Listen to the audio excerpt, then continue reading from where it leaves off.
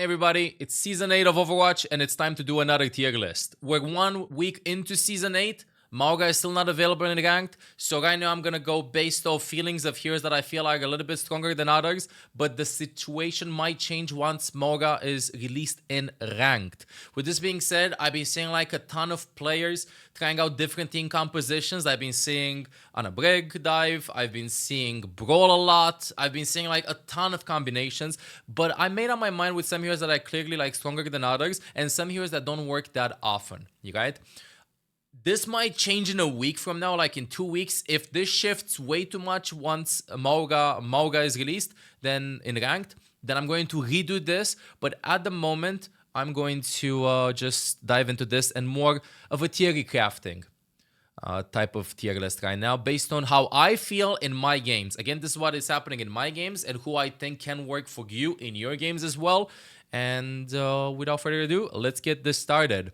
So we have 4 tier lists, gonna make it nice and simple. We have some hard carries, which I feel like have a huge impact in the game and might have a huge impact in the future when MAUGA is gonna be released, okay?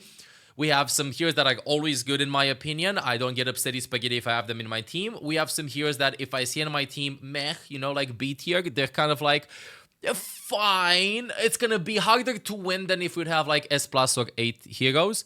And please know our heroes that I feel we always lose with. Keep in mind that also in top 500 there are some players that are specialized in some heroes, for example on Wrecking Ball, but I'm just gonna put more of a general type of hero tier list, hero classification based on like the average top 500 player that would just like play this hero and thinking how you could do with them as well. So I would have put C tier, D tier, E tier, and so on, but I don't want to make it this complicated. This is just to show you which heroes I think are strong, stronger, okay, and not that good right now. So let's get this started. Ana, right now, there has been a lot of talk about Ana being very strong. Ana's played a lot in Ranked. I don't think that she is the strongest support in the game right now.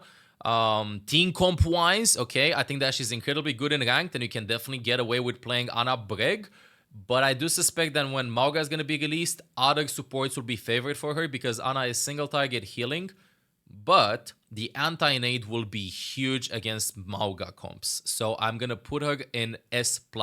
We've seen Ana Brig DOOMFIST being played as a core in Ranked a lot. We've seen Ana Brig Winston being played dive a lot. We've seen we will see Ana with MAUGA and against MAUGA because of the sleep dart and the nade. So I'm gonna have to put her as a hard carry right now. ASHE. Now, ASHE is definitely not a hard carry. Definitely not, please no. I personally think that ASHE can work and will work, but at the moment her potential is for A tier, but the ASHEs that I had in Ranked, I'm gonna put her in B tier. I think that ASHE will probably work a lot in the future. Again, this might change because she has huge synergy with MAUGA. If she TNTs, then MAUGA gets critical hits, right? Because it's the burning effect. Plus, Bob is going to do a lot too in MAUGA meta, is going to throw them on the side. I think ASHE has the potential to be in A tier, but right now, until we, I would say, get used to playing with and against an ASHE, I'm going to put her in B tier. Baptiste, he got nerfs at the beginning of the season, got an ammo nerf. I can personally feel it, but his AoE healing is just too strong with comps that play close together. I'm gonna put him in A tier. Before the damage nerf and the comps that I'm seeing, I would have probably put him in hard carry S+.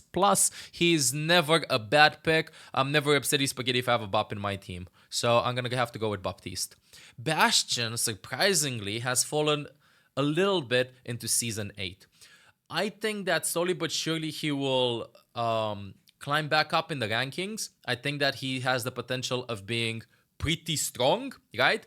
But at the same time, players have adjusted with playing against him. Now again, keep in mind, against MAUGA, I think that heroes that can shred tanks will excel.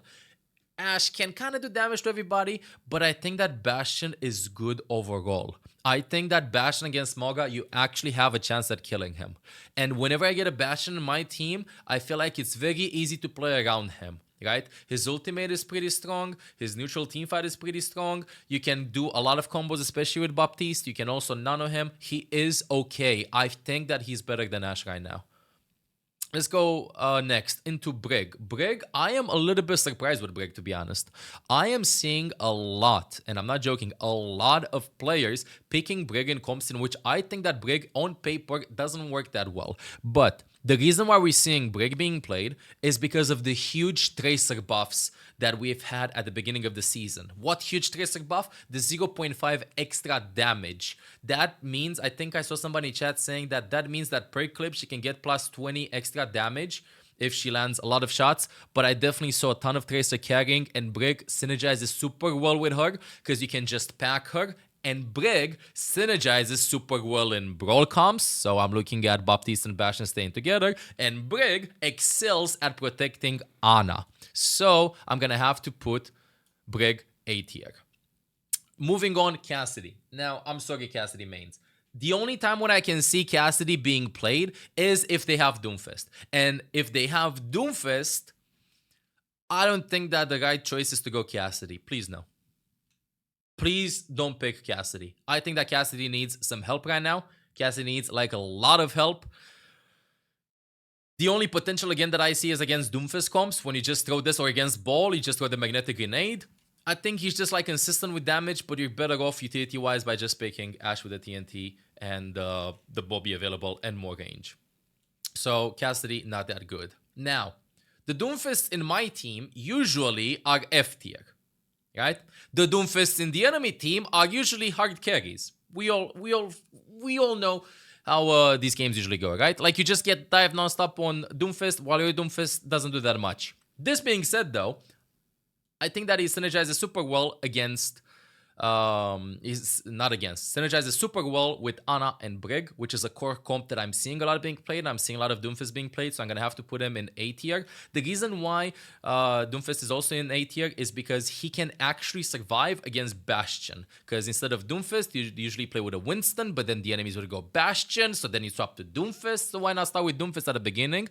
Not to mention the fact that he got a huge buff, in my opinion, with his ultimate. When he goes in, right now, he can just continue. He's not forced to get out with his ultimate if he's low HP. He can go in and regenerate HP in his ultimate, so his dives are even deadlier than before.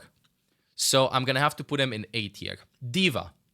I don't think that D.Va is a hard carry. I don't think that she is in F tier. I love playing with a D.Va in my team, but I feel because of the...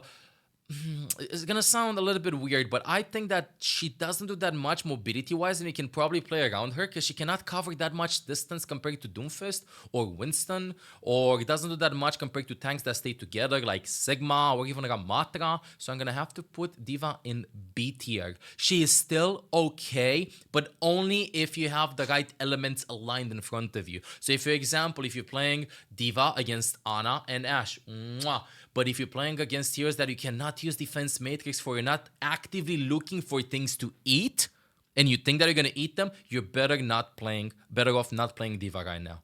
I think, again, if your thought process is like this, I'm gonna go D.Va to eat the nade, to eat the sleep dart, to eat the magnetic grenade, to eat the Moira damage orb, to find stuff to eat, then you're gonna have a good D.Va game. If you pick D.Va just to exist, you better stop, my opinion. Echo. Might be unpopular opinion here on this, but I think Echo is good. I think Echo is A tier. She synergizes well with Brig. She synergizes pretty decently in Brawl team compositions and Rush team comps. You all stay together and stuff. Her copy is still strong. She has good poke fights, good ultimate. She's just overall, she's one of the DPSs, and I'm not going to make a pun with this, but one of the DPSs that just flies under the radar every patch. You know, she's just good. Echo is like Baptiste, I feel like. You know, just good. Good. That's it. Echo is insane. Genji. Okay. Genji's a little bit tricky. Genji is a little bit tricky. Because Genji is the same spot as D.Va is if the situation aligns with something that you can do to the enemies. If you pick Genji out of spawn, you're not gonna have a good game. If you pick Genji for a reason, right, to do something to the enemies, to counter them, then you're gonna have a good game. This being said, I think, and I personally love playing with a Genji. I think Genji is A tier. I know that a lot of you are gonna go like, but bro, I'm getting stunned, Dude, he still does a lot. He can off-angle really well. Even if you're not gonna get kills with Blade, who cares? His kit is more than that. Deflect is a super important ability in my opinion. It's probably his strongest ability, and his mobility is also incredible. He also kind of synergizes with the heroes that I said earlier, and he's pretty good again at, like, for example, countering somebody like Bastion, or like going for Ana. But at the same time, if he doesn't have a little bit of help from his team, he's definitely gonna be meh. But I don't think that he's a bad pick right now. He is a space creator. Moving on, Hanzo. I'm seeing Hanzo being picked up by a lot of players recently. I'm still not completely persuaded into thinking that he's that good. I'm thinking that he's better than Cassidy. He's in B tier. He's okay to trade and stuff, but I feel like you usually go Hanzo if you don't want to play Widow. Does that make sense? So you're forced into another hero that I'm going to get into in DPS most of the times, and then you have to pick between Widow, Ashe, and Hanzo. Hanzo has the benefit of having a one-shot, and you just feel that you're probably better off at just spamming arrows and getting headshots rather than taking the duel head-to-head. So this is why I'm putting Hanzo in B tier. If you're cracked on Hanzo though, I think he's good. But with the right team comp, there's no way you can survive against Doomfist Genji just diving you. I'm sorry. There's absolutely no way. ILLARI.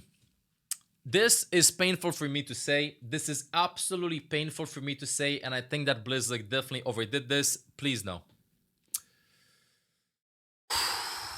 Please don't pick ILLARI. ILLARI, I've seen Twitch chat say about this, say about her the following. ILLARI is the MOIRA, ILLARI is hitscan MOIRA, and I agree completely. The reason why ILLARI worked at the beginning of when we've seen her being played in the World Cup are two big reasons. First of all, she was the new hero and people were still adapting to her kit and understanding her strengths and stuff. If you look on paper, what does she bring? She brings soft off angling, right? That can help you a little bit, not that much. You know, it's not like a KIRIKO that you can go in the backline and then TP out. She can kind of go on the side, you know? If you want to commit for her, she's probably dead. She doesn't survive dive without help that much. And you can't play ILLARI Brick because the heal is not that much.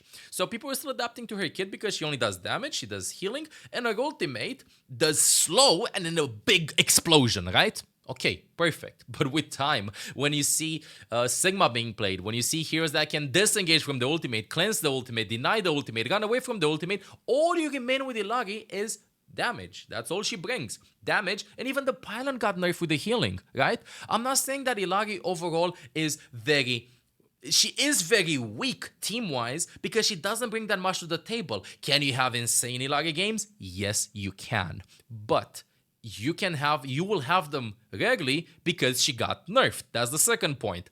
It's harder for you to actually land shots right now and to commit for hard angles because I guarantee you that probably one or two shots you'd have hit in the previous patch, and those could have been the ones that might have made a huge difference. I think I was a little bit premature with saying this when ILLARI was released. I think that her ultimate should still be able to go through the shields or to at least have less tools of denying her ultimate if you want to see ILLARI being played again. Otherwise, she's going to be in the same scenario as MOIRA. She's just hit scan MOIRA. She brings damage, she brings a little bit of healing, and that's it. The ultimate is super cool because you can slow them down as a form of mini Mayul to engage. Not necessarily the explosion damage, but you have way easier times at doing this to her, at like punishing her. Not to mention the fact that hyper-mobile heroes are being played that can punish her really fast. And although her escape is decent, it's not the best. If she do a ton of healing even with the right click, we might be seeing ILLARI Lucio, ILLARI Brick being played. But her healing output got lowered, so there's no reason to even protect her as the main healing support in the team. The game is too fast-paced now. Junker Queen. Junker Queen mains, rejoice. I think she's A tier. I think Junker Queen works really well on fast maps, on King of the Hill, I think she works. I think she works on Flashpoint maps really well. I think she also works on push maps. The problem with Junker Queen is that usually you cannot quite carry by yourself. I mean, you kind of can, right, with taking space, but you should have somebody that can follow up with you with the engages, either with a Lucio or even with a Brig. playing next to you, or a Genji following up, or an Echo going in. Very easy strategy to do, incredibly easy to execute. I've been seeing a lot of tank plus DPS duels happening in which Junker Queen just shouts the Genji in, they win the team fight. Literally, that's all they do. Guys, they're not even talking. They walk up, my corner, and then they go in. That's it. That's Junker Queen gameplay right now in ranked. Can you bait that out in organized play and stuff? Probably can't disengage and stuff. But literally, she just goes somewhere, she E's, and then somebody just follows up. If somebody follows up, usually they win the team fight. Most of the times, that is. Junkrat. Now, we've all seen ML7's Kryptonite in all ranked games, and we've seen one of the latest YouTube videos in which Junkrat is definitely incredibly broken at focusing Mr. Streamer, and there's no way Mr. Streamer can win against Junkrat, but I think he's F tier. Without trolling right now, I think that Junkrat is F tier. Things are happening a little bit too fast. He is kind of underrated. If I would have a C tier, I'd put him in C tier. But right now, his poke is way too unreliable. Yes, it's a lot, but it's way too unreliable. Okay, I think that if you go with ILLARI, Junkrat is going to be painful to play against them. You can still win, but I don't think that he is that good. I'm going to have to put him in F. If I'd have a C tier, he'd be higher than ILLARI and CASSIDY, definitely. KIRIKO, Chad, KIRIKO. With the tanks that are being played, with the hyper mobility that is happening, with the healing buffs that she received, I think that KIRIKO is back in town in S tier. I think that S tier is her tier.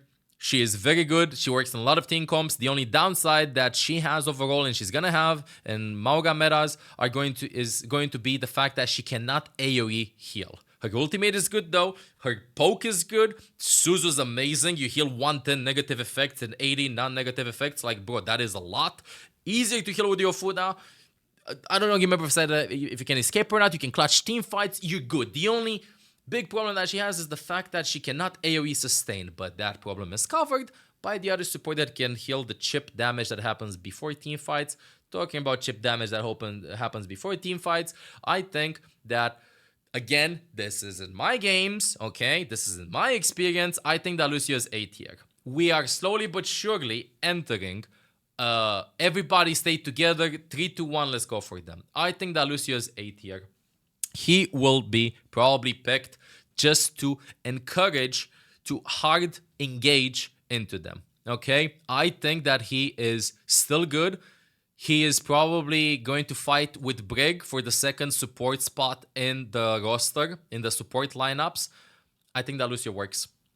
I think that Lucio works really well. Probably if you're playing, let's say in gold or in quick play and stuff, and you're just like running around the map and getting ready for your team to follow up, he doesn't seem that strong, and I agree with you. But in organized play, or at least if you want to communicate with your team and you have Junker Queen, Genji, or instead of Genji, Echo with Lucio, and you tell your team 3, 2, 1, let's go into them, oh my god. You're going to be so efficient, you're going to be so effective.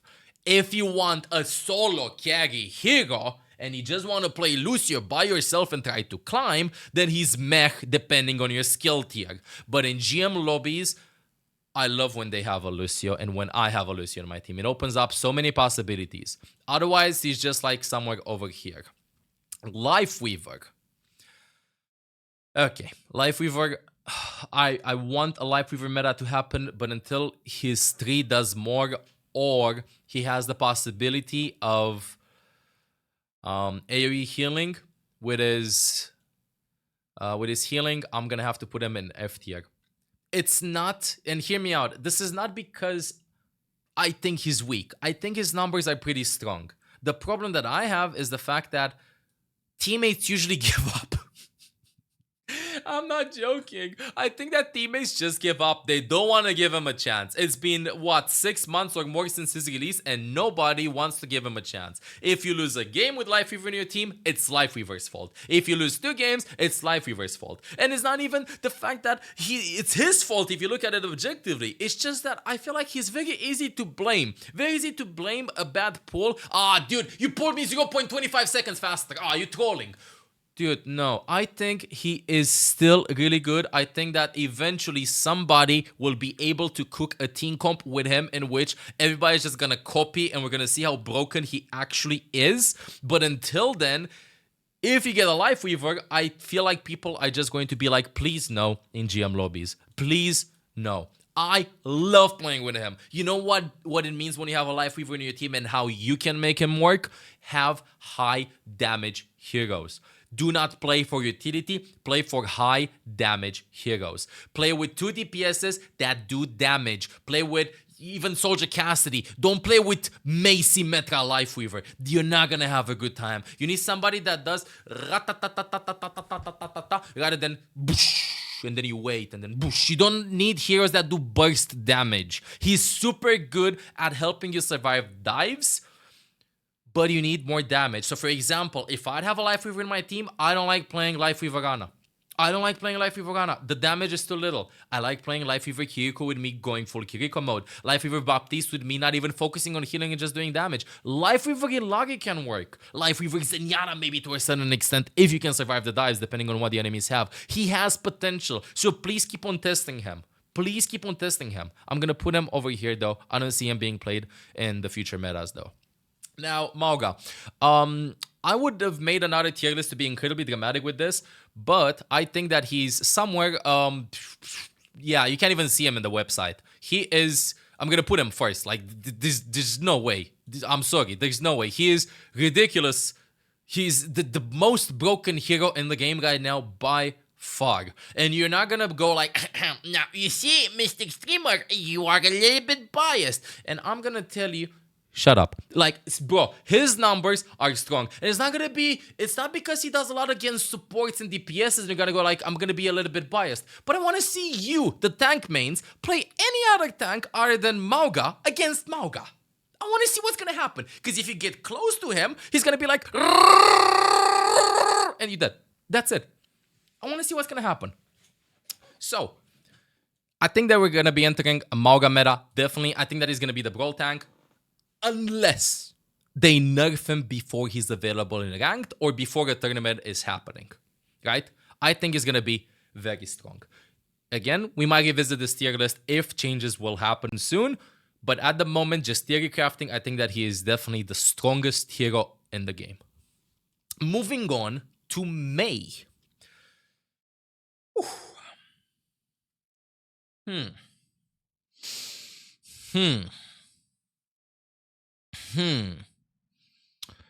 I am thinking about Mei quite a lot. Chat is saying B, saying C. Now, hear me out, chat. I'm gonna sip some water. I'm gonna sip some water on this. This might be unpopular. Everybody's saying A tier. Everybody's saying A tier. I think that this is going to be pretty risky. I think that she is A tier. I think that you can play around Mei. I think that she's very annoying. She would be S- if I'd have another tier list. She is strong in the majority of comps. She's not that... Even on sniper maps, I think that she's pretty strong depending on the right team comp and everybody stays together. It mostly depends on the capacity of the player. But if you're playing against Mei, you have your way of playing against her with your Kiriko Suzu. You can shift out of her ultimate with MAUGA. Okay, I'm gonna put Mei in A. Probably would be S-, and I do hope that they're going to be nerfing her in the future because she can do a lot. She has a lot of HP. She has no damage fall off in her poke. She's just a long-range sniper. Her wall is insane. Her ultimate is insane. Her left click damage is insane. Mei is way stronger than you probably expect. If you want like 2 under the radar, I would say picks in order for you to win more games. This season so far, I would say Echo and Mei. They're incredible, bro. They are incredible. Mercy. Okay. Mercy. Now, this depends. This depends. But I would say that Mercy is B tier. And you're going to go like, what? How is she B tier? B tier. She is not A tier because she can be easily countered by brush comps and stuff. It's ranked. No, it's ranked. At the end of the day, although I think that pocketing a hero that I'm going to put in S tier a little bit later is just utterly broken, or just pocketing MAUGA is going to be broken, you can speculate the weakness of your DPS not doing that much, right? the pocket DP is not doing that much, it's just getting deft.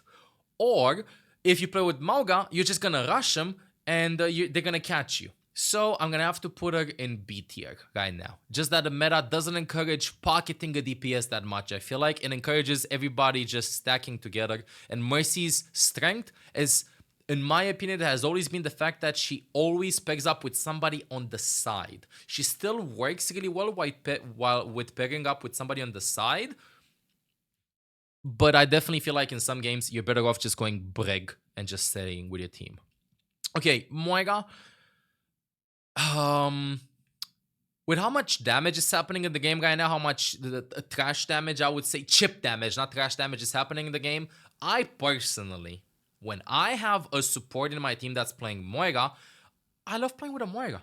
I know how it's gonna sound. You're probably gonna go, what? No! She's F tier! No, I think she's B tier. I think she's better than LIFEWEAVER is. She brings more to the table than ILLARI does. And hear me out why.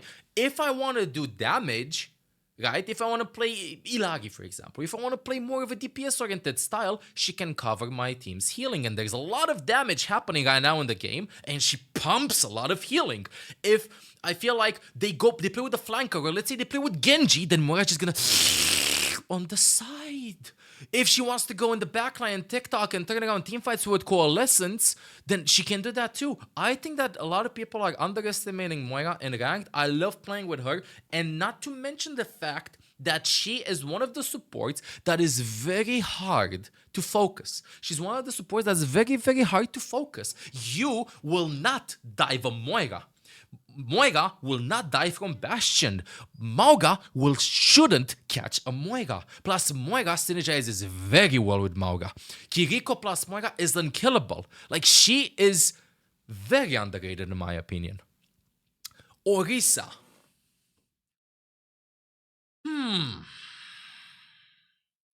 ORISA. I haven't been seeing a lot of ORISA being played. But when I did see ORISA being played, I never thought that the game was lost. I did not ever see her win games by herself though. I think she's just a solid pick.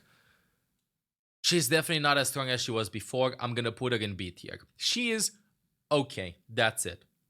She's okay. You have better tanking options right now. PHARAH. Well, I haven't seen a lot of PHARAH being played. One of the reasons why I haven't seen a lot of PHARAH being played is because wait, actually, let me put her in a tier list. Let me think.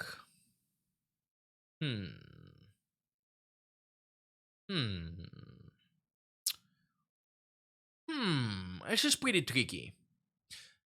I would put her in B. But I barely see any fire because I'm gonna put her in or GM. I'm gonna put her in F. I'm gonna put her in F tier. I'm honest. I think she works, but huge but here. Okay, but Echo does more. Echo does it easier. Echo can survive with Brig or Lucio around her, while PHARAH needs a Mercy pocket and resources are going to be really low. And always, if you see a PHARAH in the enemy team, you can just summon ILLARI out of retirement so that she's going to pew her out of the sky with another hit scan in your team, and then it's over. She can work, depends on the player, but this is the moment. If you see PHARAH in the enemy team, swap to ILLARI. This is the situation for you. Swap to ILLARI, go even ILLARI, CASSIDY, or an Echo or something like that, something to shoot PHARAH Mercy down, and then it's over. Right? Echo can play way better around ILLARI than PHARAH can. So I'm going to have to put it here. RAMATTRA. Okay, I am a little bit intrigued by RAMATTRA right now, because I am seeing RAMATTRA being played a lot and I love playing with him. I feel like the fact that right now he has 150 armor and that they buffed his spoke before fights, I think he's actually pretty huge. I'm seeing a lot of tanks play him. I'm seeing a lot of support lineups being played with him. I'm seeing Lucio Kiri, I'm seeing Ana Brig, I'm seeing Bap Lucio, I'm seeing Bap Brig. I'm seeing a lot of options with RAMATTRA. And I swear to God, I'm looking at his HP bar every single game, and he just doesn't die. He's blocking so much, and his HP bar remains like this the majority of the fights. Was the 150 armor the change that he needed in order to be almost unkillable? Might have been. I think that he's actually A tier. I think he's really strong. I think he can work against Junker Queen. He works really well against Sigma. He can survive. I think he's good. I think RAMATTRA is good. If you like playing RAMATTRA, you will get results out of him. Even if you don't have the optimal support lineup, he is definitely underrated and under the radar right now. But I think that he is a very strong hero. Reaper. Okay. This is pure speculation. We did some tests. I'm putting him in A tier. Reaper is in A tier. A tier for me. This is speculation based, but if we're entering a rush heavy meta, right? If we're entering a MAUGA meta, MAUGA gets melted by Reaper.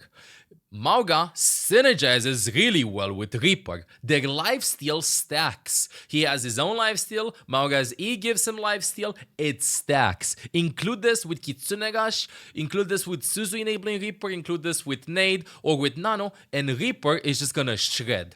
I would have placed Reaper as a hard carry when MAUGA is going to be live. But I'm going to play it a little bit safe and say that he's A tier. I think he still works like in RAMATTRA rush compositions or even REINHARDT rush compositions. I don't think he works that well in dive, obviously. But he is overall a strong pick and he might actually be broken. And I'm calling this in the future.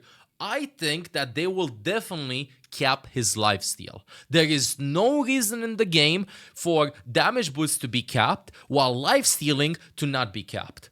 MAUGA E plus Reaper E stacks, right? That is a lot of lifesteal. He is absolutely excellent. Excellent at doing this. So A tier, but he might be broken. REINHARDT. Okay. Unpopular opinion here. He's A tier. I think REINHARDT is A tier. Why? Style choice. It is a style choice. If you're a really good REINHARDT main, I can enable you on support. I am not kidding. I think he works. He works pretty good against RAMATTRA. It's a mirror comp. He is kind of okay versus Junker Queen with strengths and stuff. Like, you can play around that.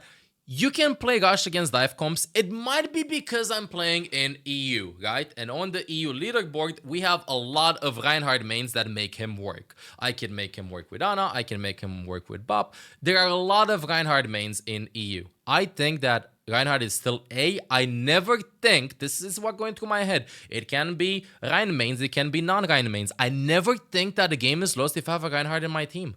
I have to put him over here in A tier for me.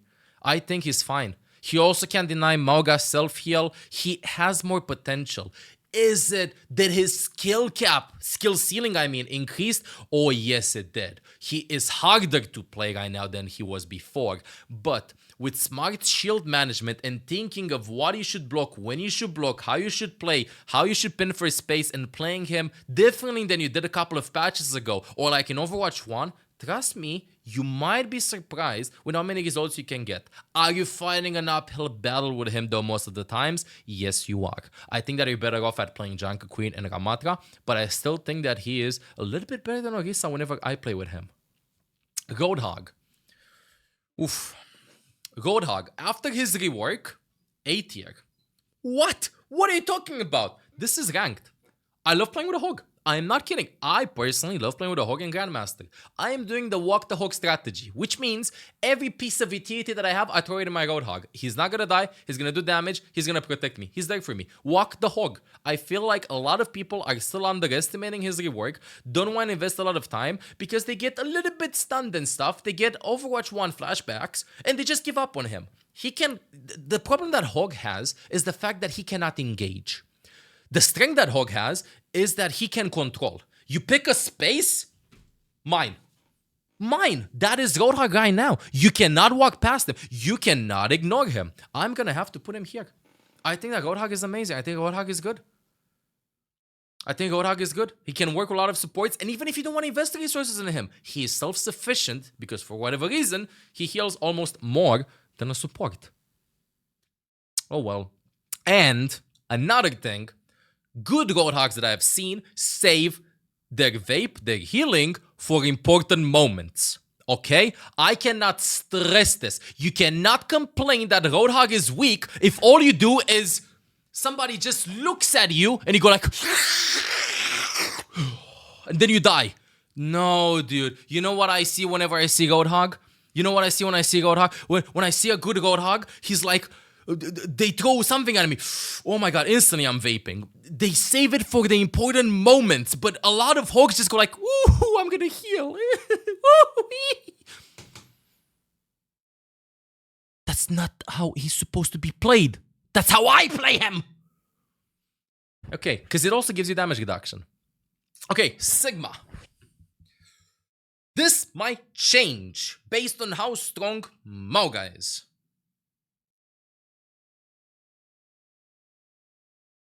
I put almost every hero conservatively over here like in A tier. I think Sigma is S+. At this moment, until MAUGA is released, in ranked, Sigma is the best tank in the game by far. You can play rush team compositions with him, you can play with Lucio speed boost with him, you can play poke, you can play everything. I think that he is definitely the hardest carry in the game right now, other than MAUGA, who's gonna be released in the future. If MAUGA can just walk into you and then we're gonna have another talk when I'm gonna redo the tier list. But right now, if you wanna have the highest chances at winning, play Sigma. Play Sigma. He got a little bit nerfed with the shield regen, but currently I feel like it's not impacting him that much right now. Okay? I think that players probably optimize playing around his kit, not necessarily because his numbers are really high, but because we finally understood after years of having him in the game how to play around him, how to play with him and stuff. And I can definitely feel good Sigmas compared to bad Sigmas. And you know how it is? A good Sigma is S tier. If you're on Sigma, I'd rather have you on Hog, on Ramatra, or on Junker Queen. I gotta put him hard carry right now in S tier. And curious to see how the matchup is gonna be Sigma versus Ramatra versus MAUGA when they're both gonna be available in ranked, because I feel like you can disengage. I'm gonna give you like a fast example. What happens if MAUGA uses his E, right? And then Sigma just sucks a lot of the incoming damage from that. That's a wasted cooldown for a very small cooldown for his team. That's a selfish cooldown for Sigma versus an AoE cooldown for MAUGA. There might be a skill matchup here that is happening. And I do not know who's gonna be the top tank. Now, moving on, who is right now probably the strongest, not the strongest DPS in the game, the second strongest DPS in the game. I am going to put Sojourn. Sojourn, right now, I think is the second strongest DPS in the game. I think that she works in the majority of situations. If you want to play fast, she's there. If you want to play slow, she's there. If you want to play rush, she's there. If you want to play poke, she's there. She is amazing. Reason why she's so good is because she can kind of do it all, and she has a better escape than Soldier and then Cassidy, and the burst damage is as good as Widowmaker or Hanzo headshot. Sojourn is just very scary, and I'm real here. I struggled a lot playing against Sojourn in the last couple of weeks because I forgot how to play around her. I completely forgot how to play around her. And I'm gonna give you a trick. If you see a Sojourn in the enemy team, you have to play against her as you're playing against a Soldier or a Cassidy, not as you're playing against a Widowmaker or a Hanzo. You can fight her, you can contest her until she's charged up. So when you're playing against the Sojourn, look at where she's shooting from, try to see if she's charging her bullets or not, see if she's getting blue so that she has railgun, and then play defensively. The second I started doing this against her again, which I was in the first couple of seasons of Overwatch when she was absolutely OP, is the second that I started getting a lot of results. So keep track of her being fully charged, and then play a little bit more defensively. But up until then, it doesn't mean that I gotta be afraid of her nonstop. She is a good hero, and she can always turn around the fight with her ultimate. Now, Soldier.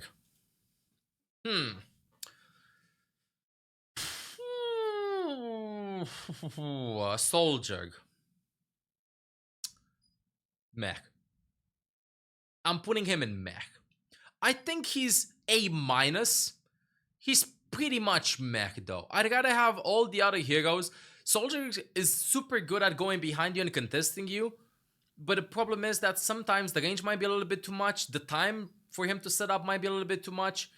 And he's just a solid pick. I'm not gonna get upset spaghetti if I have a soldier in my team. I think he works. You have better options. He would be A-. There's nothing more to say about him. And the fact that they increased, I think, his healing pad, or how it's called, you can have it 2 or 3 seconds later than usual, that doesn't let him flank that much. He's just good. Soldier is the Orisa of DPSs. Sombra. Okay, Sombra. I'm sure that I will revisit this in the future. Okay, I'm sure that I will revisit this in the future. But I think that Sombra is B tier right now, although on paper she might be S tier. The reason why she's B tier is because MAUGA is not in the game right now. And MAUGA is not available in ranked. I think that the buffs that she got are huge, and I don't know why I haven't seen a single Sombra in game in Season 8. I don't think I've seen a single Sombra in game in Season 8. She is very annoying to play against. She is kind of really buffed, right? They increased the lockout duration from 1.5 to 3 seconds after EMP, and I think that's what they did, right? That is very annoying. That is very annoying. But 3 seconds on ultimate, but less damage, that's all. Yeah. So less percentage damage-wise, but you have more stun lock duration. More stun lock, more silence duration, how it's called. I think she's okay. But the problem with Sombra, and this has always been with her, Sombra, when you have 5 players communicating with each other, is amazing. If you play Sombra without synergizing with her team, she feels really underwhelming. And I don't think that her kit is like enough to put her like as a must pick, especially with the next DPS that I'm going to be putting in S tier. But I think that she has a lot of potential. Although Sombra should work really well against MAUGA. Her EMP is one of the very few tools that can counter his cage. And I think it's going to be very easy to actually get your ultimate up with Sombra. I think we might be actually seeing like a new style of Sombra being played in which she just stays almost next to MAUGA, soft off angling on the side, just shooting, and that's it, not even flanking, not even doing anything. I think that Sombra is probably going to be stronger than she is right now, but at the moment, before MAUGA's in ranked, I have to put her in B tier. SYMMETRA. Oof. Symmetra and Mei should be in a tier of their own. Symmetra I would have to put her in A tier. I think that deep down Sim and Mei are S-, but because I made a tier list like this, I'm gonna put them over here. Okay, they are in A tier. Gonna arrange the heroes afterwards. Sim does a lot of damage, has a lot of HP, can TP out, can TP in. The ultimate is still underrated, it's super good. She is insane. Not to mention the fact that her right click spam is very annoying and she can one-shot through the window with a right click, with a fully charged shot. Her hitbox is annoying. She can spam, she can fight close range, and if you ignore her, she's just going to shred through your team. I think that Sim is clearly A tier. TORBJORN.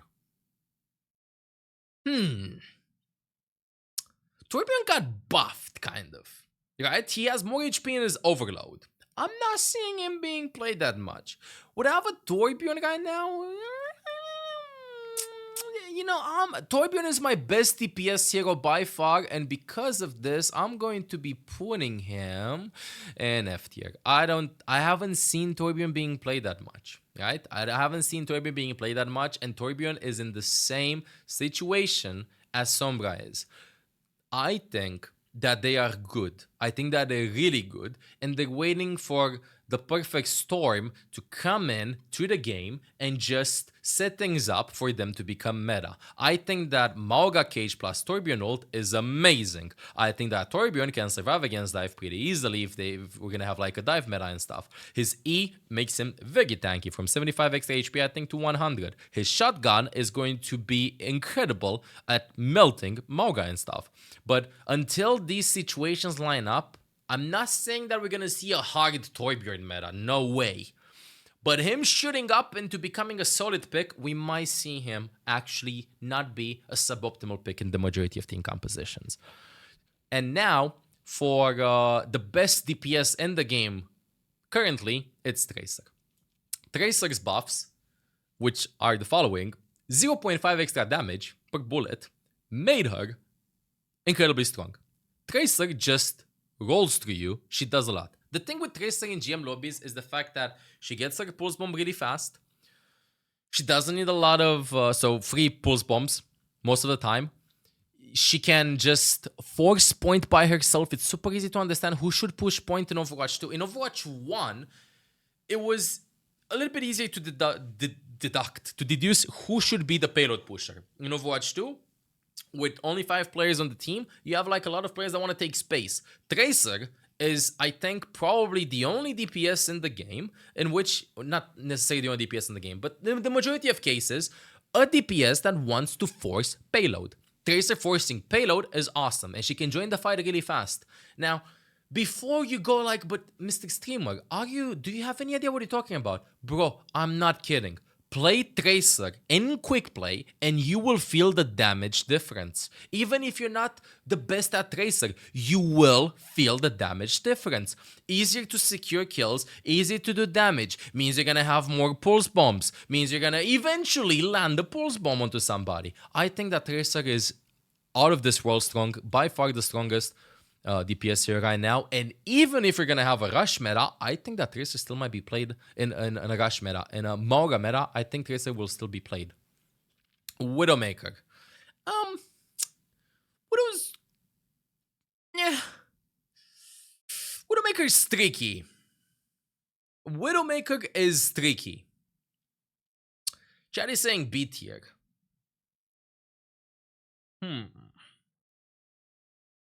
Chad is saying B tier. I think Widowmaker is A tier on some maps. On other maps, she's B tier. On Circuit Royale, on Junkertown, on Havana, Widowmaker is insane. On any other maps, she's please no to mech. Reason: she can one-shot, obviously. The 50 damage range nerf on those maps specifically don't hurt her that much. You can play around that pretty easily. Oh, she also works on Ilios ruins. But if you're not landing your shots, you better swap. She's super good if you're super good on her on the right maps. But if you play her on, let's say, I don't know, on Suravasa, for example, or New Junk City, please no, you know, this is how it is. So this is, I would say Widowmaker is good on some specific maps. Just pick them. Winston. Winston got a buff recently in which I think his primary fire ignores armor. This depends on the Winston player. This really depends on the Winston player, chat. Right here. I'm a little bit intrigued. I think that Winston can still be played. I'm gonna put Winston in A tier. Reasoning. Until MAUGA meta is available. Reasoning. Ana Brig or Lucio Kiri can still work with Winston very well. The problem that Winston has against everybody over here is if the enemy tank goes Roadhog or MAUGA, or if the enemy DPS goes Bastion. But if they don't go Bastion, or MAUGA or Roadhog, with a good Ana in your team, you will get value out of Winston easily. You have to be good at a hero. It is hard to play and get value out of him, but in GM, in my games, I love when I have Winston in my team. I think Winston is still pretty good. The majority of games, though, he's probably not going to feel that strong. But you have to have a support that helps you and puts a lot of attention into you. Ball. Okay, Ball. Now, the amount of times that I walked into the mines and the amount of times that I've done this joke already in the tier list is reaching unbearable amounts. This is the 3rd time, so I'm going to have to put him in F tier. Ball is F tier. Sorry, Ball. I don't know what they can do to you. If you're amazing at Ball, you can get value out of him. But the synergies are not there. Maybe we can see him being played in the future if you're going to have Tracer Sombra meta. Maybe, but I think that he needs a little bit of push to be played for everything to align for him. The problem with Ball is the fact that there is no clear, strong team composition that favors him other than Tracer Sombra. That is the main issue. And the problem with Tracer Sombra Ball meta that worked in Overwatch 1 was the fact that he had another player in the team that could capitalize on the weaknesses, that could help cover the weaknesses that this comp would have, right? Which is, for example, helping the supports a little bit or controlling more space. I'd have to say that Ball, if you're okay with him, obviously if you're okay with every hero, you can win games. But are you fighting an uphill battle playing Ball? Probably, yeah. Now, if you do it with a Tracer, you can probably win a lot. No, you can probably win a lot. So Ball needs some help in the future. ZARYA. Let's think a little bit about ZARYA. This is ranked. Okay, this is ranked. I'm putting ZARYA in B tier. In ranked, ZARYA is B tier. Reason. If you want to play against Dive, you can get pretty easy charge. If you want to play against Rush, you can get pretty easy charge. A full pocket ZARYA in front of everybody, you should do fine. You can do a lot. Problem that I have is the fact that if you don't feed her charge, and we're talking about GM, she's not going to get charged. If you're great at ZARYA though, and I'm playing Baptiste, or Rana, or KIRIKO, or LUCIO for that matter, or even Brig and I stay next to you, oh my goodness, I'm going to be getting a lot of value out of her. But if the enemies are playing WIDOWMAKER SOJOURN in the back with DOOMFIST, sure, I'm gonna bubble the engages, but they're just gonna wait the bubbles, and then I'm gonna be standing there. She's more map specific, strength-wise oriented. So, for example, on Legion Control Center, of course, I'd love having a RAMATTRA or a REINHARDT or a MAUGA or Sigma on my team, right? But I'm not gonna complain having a ZARYA in my team. You know, like she should be fine. She's just not like optimal. And now, which might be a hot take. This might be a hot take. Ooh, I can play it safe, but I feel like this tier list is very safe overall, right? I'm gonna put him A tier.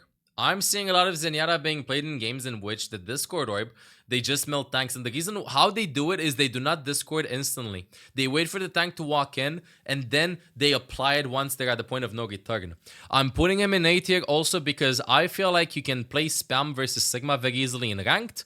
And you can also just Discord the MAUGA, and you're gonna get a ton of value out of him. The problem why in some games ZENYATTA feels that underwhelming is the fact that people are still playing ZENYATTA the way that they did before, which is they just press E non-stop to spam people, and they do not think that much about how you want to use Discord Orb so that they're at the point of no return to play around the cooldown of the Discord Orb. I think he should be fine. I think he's fine, and the extra HP that he has, I think he has 225 HP, is actually pretty annoying. It is actually pretty annoying, and is one of the reasons why I feel like he's being pushed into A tier. And I'm seeing him being played, and with this is just my my opinion on ZENYATTA to close it out. I'm seeing him being played in maps and on which you don't usually see him being played with. And if you pocket with your ZENYATTA with another support that can do massive amounts of healing, then you're going to have a good time. So if you're playing without a ZENYATTA, which is more of a greedy backline, you should be fine. If you're playing Baptiste ZENYATTA and you pocket your ZENYATTA a lot, oh my god, you're going to do really well. You're going to do really well. So this is my tier list going forward. I'm going to try to summarize it a little bit. Let me just sort out the heroes. They're in no particular order, but I want to put them like strength-wise. I want to put the tanks first, the DPSs afterwards, and then the supports so that it's easier to like look at them. And then I'm going to say what I suspect is going to happen once MAUGA is going to be available in ranked. And also what are heroes that a lot of people I feel like are sleeping on and they don't want to... It's going to take some time until we get adjusted to see how strong they are or not, right? We have all the DPSs here. MOIRA's a DPS. Okay, looking good. Okay. And now we have Ball over here. ILLARI at the end with LIFEWEAVER. Okay, so closing thoughts. When MAUGA is going to be released in the game, I think that he's going to be the most broken tank in the game, the most broken hero in the game, and people are ASHE is a tank. My bad. Okay, so closing thoughts again. Take two. I think that when MAUGA is going to be released, he's going to dominate every lobby. I don't know what comp you can do to play against him, and I don't know if they're going to nerf him until he's going to be available in ranked or not. But I think it's pretty safe to assume that he will be very strong if they're not going to do any changes to him. So MAUGA will be the tank to play if you want to win a lot of games. Sigma is a strong tank overall right now in the game. He's pretty solid, but you have to be good at him. Tracer is out of this world strong. Please play Tracer. Please play Sojourn. Ana's anti-nade is really good. Gonna be really good against MAUGA, really good against Rush comps, and Ana plus Brig goes very hard at protecting each other. KIRIKO got some huge buffs, healing-wise. She will be played, and she has mobility and stuff. So these are like the strongest heroes right now. I'd have to put them, but not Ana Kiri, probably Ana Brig or Kiri Lucio. While heroes in A tier, they have the potential of being very strong, right? And I don't think that you're playing at a disadvantage if you have them in your team. I think that some heroes are stronger than others, and some heroes obviously are weaker than others. So for example, Mei and Symmetra are probably stronger than other DPS in this tier list, while for example, Reinhardt is weaker than other tanks in this tier list. Now, if you want two broken picks, in my opinion, in this list from every role, I'd have to say that Mei and Symmetra are broken. Genji and Echo are underrated. For tanks, Ramatra is underrated. And really strong, but people don't realize that much. Hog and Doomfist are really strong. And for supports, Brig is still underrated. And ZENYATTA is still, you'd be surprised at how much value you can actually get out of him. In B tier, you're not necessarily playing at a disadvantage, but you're not increasing your chances. You're not going to make me think, oh no, they have Diva. Oh no, they have Orisa. Meanwhile, in A tier, I'm like, they're going to TP onto us. I got to play against that. I got to, you know, like, it's just too much. And F tier, if the situation, depends on your skill level, number one. And if the situation aligns perfectly for you to actually pull out the heroes in F tier, then you can win games. So for example, if you're playing ILLARI against PHARAH Mercy, yeah, you're going to have a fine time. If you're playing LifeWeaver with 4 very aggressive heroes in your team, you're probably going to have a fine time. If you spend 10,000 hours mastering Wrecking Ball rollouts and techs, you will probably have a fine time. But the situations in which these scenarios will actually happen in game, or these scenarios are actually possible, are very limited. So if you want to climb, I recommend playing these heroes right now in Season 8. And again, I think that this might change once MAUGA is going to be in the meta, and some heroes might go way up, becoming broken, for example, Reaper, while some heroes can go or will go lower down. And please let me know what you think in the comments. And if you enjoyed the content, don't forget to subscribe. I'm 7 out.